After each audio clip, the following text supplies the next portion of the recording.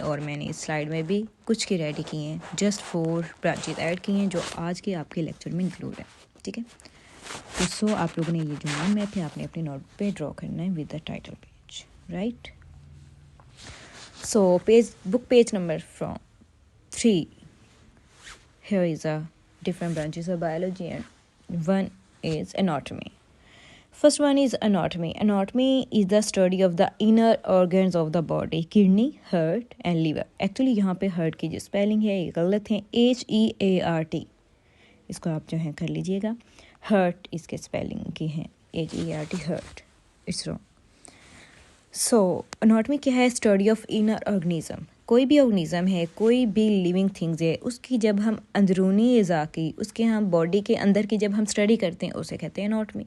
It's to simple. ये देखें, ये लीवर है, लीवर हमारी बॉडी के अंदर होता है। जब हम लीवर की स्टडी करते हैं तो it mean we are studying anatomy. ये क्या है? It's heart. जब हम हार्ट की स्टडी कर रहे हैं, अपनी कर रहे हैं, किसी और की कर रहे हैं, किसी और एनिमल्स की कर रहे हैं, किसी और इंसेक्ट की कर रहे हैं, then we are studying anatomy. Simple. अगर हम प्लांट्स के अंदर की स्टडी करते हैं, इंटरनल ऑर्गेनिज्म, इंटरनल ऑर्गन की स्टडी करते हैं, तो it mean we are study anatomy. तो एनाटॉमी वो ब्रांच है जिसके अंदर हम सब जितने भी लिविंग थिंग्स हैं, जितने भी लिविंग ऑर्गेनिज्म हैं, उनकी इंटरनल ऑर्गन की स्टडी करते हैं, वो एनाटॉमी में हम पढ़ेंगे, एनाटॉमी में आ जाते हैं। So second branch of this chapter is physiology. Physiology is the concern function of tissue, organs and system. Concern है फंक्शन से रेलिवेंट, वो फंक्शन कहाँ पे एग्जिस्ट कर रहे हैं, किन से रेलिवेंट है, वो फंक्शन जो आपके टिश्यूज़ परफॉर्म कर रहे हैं, ऑर्गन्स परफॉर्म कर रहे हैं एंड सिस्टम। फिजियोलॉजी में हम आपकी बॉडी के अंदर जितने भी फंक्शन परफॉर्म हो रहे हैं, आप फूड ईट करते हैं, आपके अंदर डिफरेंट मेटाबॉलिज्म जो है वो चल रहे हैं, डाइजेशन हो रही है, रेस्पिरेशन के प्रोसेस हो रहे हैं, देखें उनको कौन से टिश्यूज़ चला रहे हैं, कौन से ऑर्गन चला रहे हैं, ये सारे फंक्शन कौन परफॉर्म कर रहे हैं। देन उन ऑर्गन की स्टडी, उन टिश्यूज़ की स्टडी, उन सेल्स की स्टडी को हम कहते हैं फिजियोलॉजी। ये उन्होंने दिया भी हुआ है, ठीक है। डिफरेंट ऑर्गेनिज्म फंक्शन यहाँ पे दिए हुए हैं जो परफॉर्म हो रहे हैं डिफरेंट ऑर्गन्स के साथ।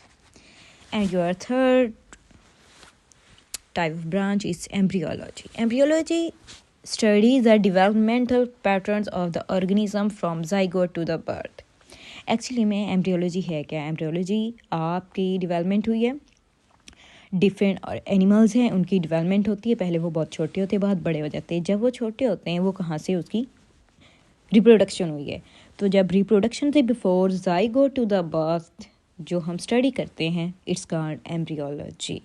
ठीक है, from zygote to the birth, zygote to the birth, it is called embryology. अगर मैं आपको इसकी बेसिक ईजी सी एग्जांपल दूँ, एक फ्लावर है, एक प्लांट्स लगाया हुआ है, फ्लावरिंग प्लांट, उसके ऊपर सबसे पहले क्या होता है? फ्लावर लगता है। फ्लावर लगने के बाद उसकी ओवरी जो है राइपन होना स्टार्ट हो जाती है। ओवरी जब अच्छे से राइपन हो जाती है तो इसके बाद उसका अव्यूल जो होता है फ्रूट्स में कन्वर्ट होना स्टार्ट हो जाता है। फ्रूट जो है उसका जो अव्यूल है वो फ्रूट बन जाता है, और जो उसकी ऊपर वाली ओवरी है वो उसका सेपरेट, जो उसका ऊपर वाला बैरूनी कवर होता है जिसे हम छिलका बोलते हैं, वो बन जाता है। तो एक्चुअली में वो फ्लावर से उसके फ्रूट के बनने तक जो का प्रोसेस जो था वो क्या था?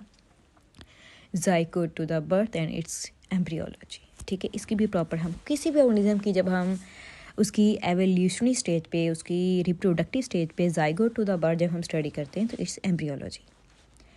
And your fourth branch of biology is genetics. Genetics is defined as branch of medical science which concern with the transmission of characteristics from parents to offspring. Yes, genetics में हम पढ़ते हैं, जीन की स्टडी होती है। इसके अंदर आपके जितने भी करैक्टरिस्टिक्स हैं जो आपको पेरेंट्स से मिली है, समटाइम कुछ बच्चे होते हैं उनके जो हेयर कलर्स है वो मम्मा की तरह होते हैं, उनकी मदर की तरह होते हैं, कुछ के फादर की तरह होते हैं, कुछ के फीचर जो हैं, फेशियल एक्सप्रेशन जो होते हैं वो किसी के आंटी पे चले जाते हैं या फिर अंकल पे, मतलब डिफरेंट वेरी करते हैं, आपके ग्रैंड मदर ग्रैंड फादर से भी हो सकते हैं। तो ये करैक्टरिस्टिक्स आपके अंदर कहाँ से आई हैं? ये जीन्स के थ्रू आई हैं, और इसे हम कहते हैं genetics, study of gene and transmission of characteristics, it's genetics. And here is another slide for of genetics.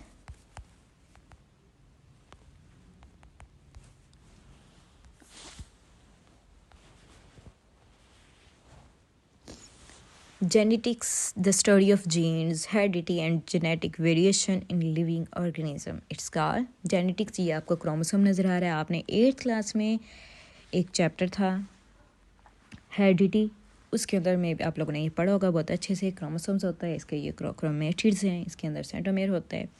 ये बेसिक है, इसके ऊपर जीन एग्जिस्ट करते हैं इस क्रोमोसोम्स के ऊपर, तो हम इसकी स्टडी को कहते हैं जेनेटिक्स. एक्चुअली ये क्रोमोसोम ही हमारी बेसिक जीन्स पे कंसिस्ट करता है और हमारे ह्यूमन में 46 क्रोमोसोम्स होते हैं. Okay, if you have any question then you will ask और me, can you inbox me, and if you have any problem or any concern or any issue regarding this topic, I will guide you properly and I will instruct you anyway.